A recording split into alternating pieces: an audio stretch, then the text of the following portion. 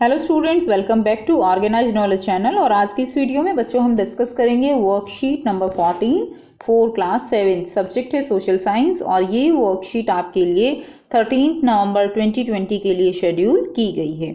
आज की वर्कशीट का टॉपिक है बच्चों इक्वलिटी। सभी बच्चे जानते हैं इक्वलिटी क्या होती है, यानी किसी भी तरह का कोई भी डिस्क्रिमिनेशन ना हो, ना रिलीजन के बेस पे, ना जेंडर के बेस पे, ना ही किसी इकोनॉमिक कंडीशन के बेस पे। ठीक है, तो ये क्या कहलाता है? ये इक्वलिटी कहलाता है। बच्चों आपको यहाँ पर एक जो है पिक्चर दिखाई दे रही है, ये कौन है? ये है डॉक्टर भीमराव अंबेडकर। अब ये हम इनके द्वारा लिखी गई कुछ बातों के बारे में पढ़ेंगे जो इन्होंने इक्वलिटी के बारे में लिखी हैं। It is disgraceful to live at the cost of one self respect. तो बेटा अपनी सेल्फ रिस्पेक्ट के बिना जो है जीवित रहना वो क्या है? वो डिस्ग्रेसफुल है, यानी अशोभनीय आप इसको कहोगे, डिस्ग्रेसफुल है। Self respect is the most vital factor in life. जो हमारी सेल्फ रिस्पेक्ट होती है वो हमारी लाइफ का एक बहुत ही इम्पोर्टेंट पार्ट होता है। Without it man is a cipher, यानी इसके बिना आदमी क्या है? जीरो है, नगण्य है आप कहोगे, यानी उसका कोई अस्तित्व ही नहीं है। To live worthily with self respect one has to overcome difficulties, यानी सेल्फ रिस्पेक्ट से जीने के लिए हमें कुछ डिफिकल्टीज है उनका सामना करना पड़ता है। And it is out of hard and ceaseless struggle alone that one drives strength, confidence and recognition। तो बेटा जब तक हम लगातार जो है इन डिफिकल्टीज का सामना करते हैं तभी हमें क्या मिलता है? हमें अपनी स्ट्रेंथ का पता चलता है, हमें विश्वास का पता चलता है, कॉन्फिडेंस आता है, और यहाँ पर हमें जो है अपनी जो पावर्स होती हैं, ठीक है, इनर पावर्स जो होती हैं उनका पता चलता है। मैन इज मॉर्टल, मैन जो है वो क्या है? एक दिन सबकी डेथ हो जानी है। एवरीवन हैज टू डाई, सबको मर जाना है समडे और the other. But one must resolve to lay down one's life in enriching the noble ideals of self respect and in bettering one's human life. लेकिन हमें जो ये लाइफ मिली है इसमें हमें अपनी जो सेल्फ रिस्पेक्ट है उसके लिए हमें अपने आइडियल्स हैं उनको हम कह सकते हैं कि उनको हमें आगे बढ़ाने के प्रयास करने चाहिए। हमें अपने जीवन को बेटा अच्छा बनाने के लिए, बेटरिंग वंस ह्यूमन लाइफ, अपने जीवन को अच्छा बनाने के जो है वो कोशिश करनी चाहिए। Nothing is more disgraceful for a brave man than to live life divide of self respect, यानी केवल सेल्फ रिस्पेक्ट के बिना, ठीक है, हमारा जीवन क्या है? वो अशोभनीय है। और मतलब किसी साहसी व्यक्ति के लिए, ब्रेव मैन दिया गया ना, यानी किसी भी जो ब्रेव मैन है उसके लिए बिना सेल्फ रिस्पेक्ट के जीना वो क्या है? वो बहुत ही मुश्किल है, बहुत ही अशोभनीय कार्य है। अब बेटा यहाँ पर देखिए, इक्वलिटी के लिए हमारे जो कॉन्स्टिट्यूशन है उसमें कुछ प्रोविजन दिए गए हैं, सम प्रोविजंस ऑफ इंडियन कॉन्स्टिट्यूशन। और वो प्रोविजन क्या क्या है? First provision is every person is equal before law. Okay, यानी लॉ के अकॉर्डिंग कॉन्स्टिट्यूशन में ऐसा बोला गया है कि लॉ के अकॉर्डिंग सभी जो है वो क्या है? इक्वल है। No person can be discriminated on the basis of their religion, caste, race, place of birth and gender. किसी भी बेस पे, चाहे वो रिलीजन है, कास्ट है, प्लेस ऑफ बर्थ है, जेंडर है, किसी भी पर्सन को डिस्क्रिमिनेट नहीं किया जा सकता, ऐसा कॉन्स्टिट्यूशन में बोला गया है। Every person has the access of public place, हर एक व्यक्ति पब्लिक प्लेस को असेस कर सकता है, यूज कर सकता है। अनटचेबिलिटी हैज बीन एबॉलिश्ड, जो अनटचेबिलिटी है बेटे पहले जो है वो अनटचेबिलिटी बहुत ज़्यादा थी, कुछ लोगों को, निम्न वर्ग के जो लोग थे उनको टच करना तक जो है वो बहुत ही बड़ा अपराध माना जाता था, ठीक है, तो उसको जो है ख़त्म किया गया।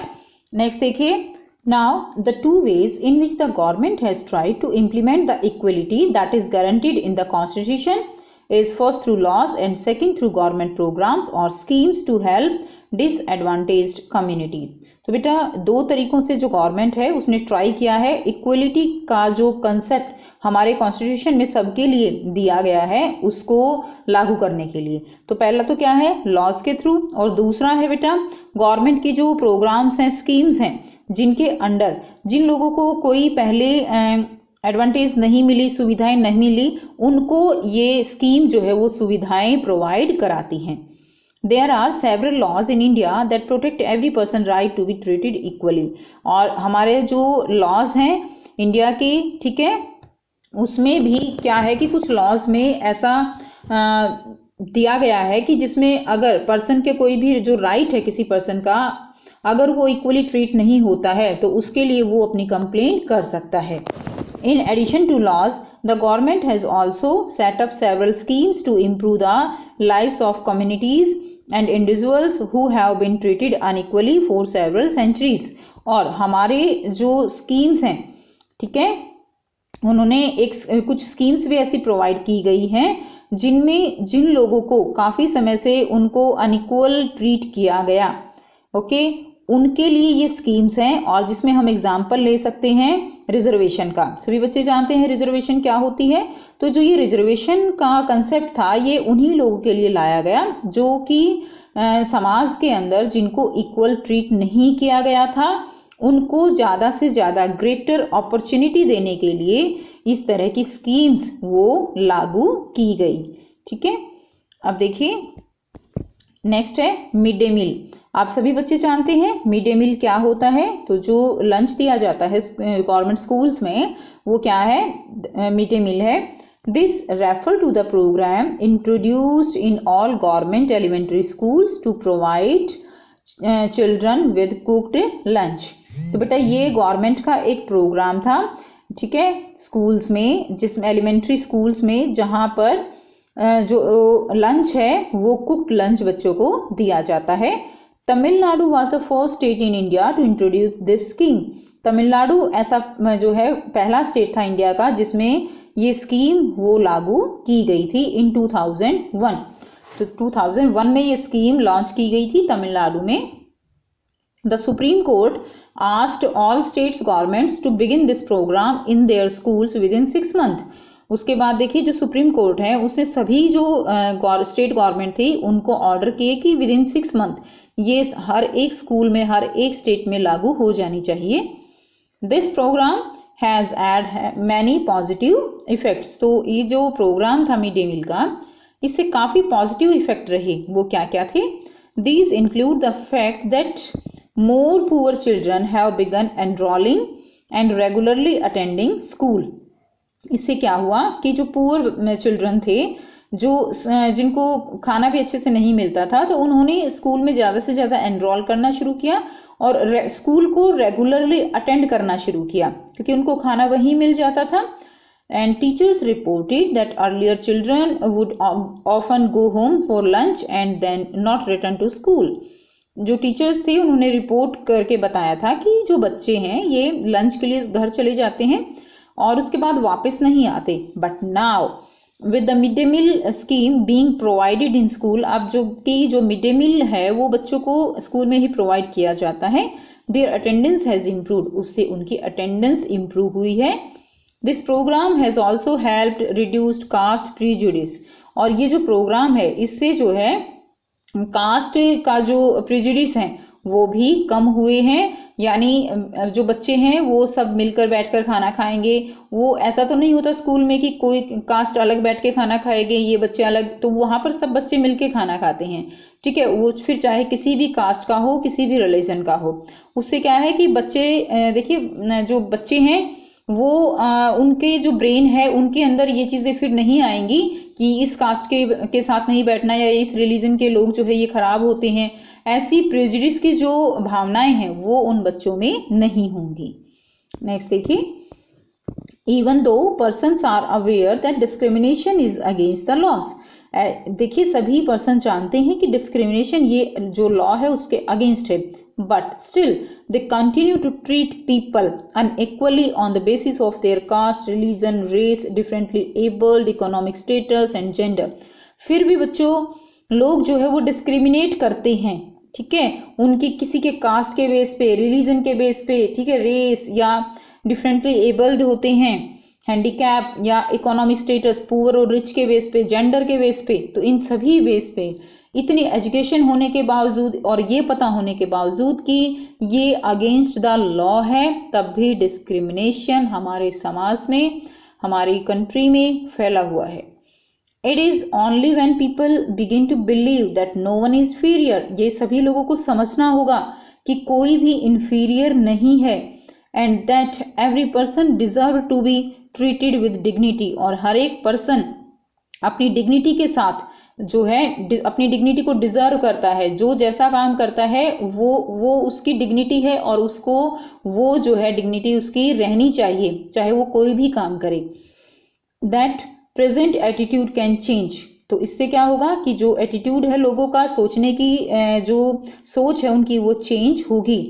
And establishing equality in a democratic society is a continuous struggle, तो जो इक्वलिटी है एक डेमोक्रेटिक सोसाइटी में, ये एक लगातार चलने वाला एक स्ट्रगल है।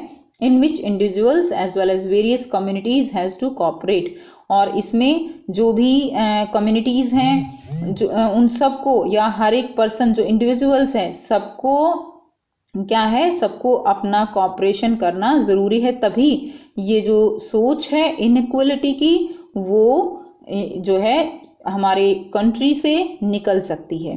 तो सभी को इसमें अपना कंट्रीब्यूशन देना होगा। अब बच्चे यहाँ पर कुछ क्वेश्चंस दिए गए हैं। तो फर्स्ट क्वेश्चन क्या है, mention some provisions of Indian constitution to ensure equality. So कुछ प्रोविजंस जो हैं इंडियन कॉन्स्टिट्यूशन में दिए गए हैं इक्वलिटी को एंश्योर करने के लिए, तो बेटा वो आपको लिखने हैं। तो देखिए ये जो है every person is equal before law, तो आप फर्स्ट डाल के इसको लिख दीजिए। No person can be discriminated, तो बेटा ये सेकंड हो जाएगा। And every person has to access the public place, third. Untouchability has been abolished, तो नंबर 4। तो ये 4 पॉइंट्स आप इसमें लिख देंगे क्वेश्चन नंबर फर्स्ट के आंसर में। नेक्स्ट देखिए सेकंड क्वेश्चन है, how does mid day meal help to ensure equality describe. तो मिड डे मील जो है वो इक्वलिटी को कैसे इंश्योर करता है, तो आपको इसको डिस्क्राइब करना है। तो बेटा हमने पढ़ा था कि किस तरह से मिड डे मील से इक्वलिटी की जो फीलिंग्स है वो बच्चों के अंदर डेवलप होगी। तो आइए बेटा देखते हैं इसका आंसर कैसे करेंगे। सो बेटा यहाँ से आप इसका आंसर लिखेंगे, mid day meal is a program introduced by all the government. During this, different students belong to different caste, religion. They take food at one place, which increase the equality among students, and it also help to decrease the difference between boy and girl.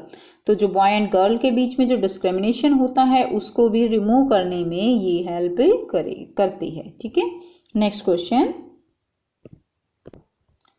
Question number 3 क्या है, suggest some measures to ensure equality in society. तो बेटा society में equality को जो है वो कैसे लाया जा सकता है, कैसे उसके क्या जो है मेजर्स यानी उपाय हो सकते हैं, तो वो आपको कुछ मेजर्स यहाँ पे लिखने हैं। तो आइए बेटा करते हैं इसका आंसर। सो ये आप आंसर लिखेंगे, to remove the economic discrimination government should start some schemes in which only poor people get benefit.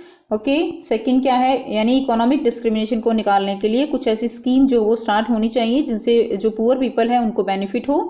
To remove the gender discrimination, same opportunity should be given to boy and girl.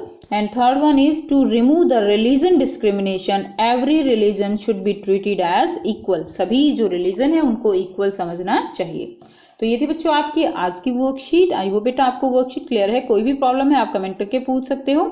Video अच्छी लगी तो like share जरूर कीजिए, channel को subscribe कीजिए। And thanks for watching, और आप सभी बच्चों को दीपावली की ढेर सारी शुभकामनाएं। Thank you.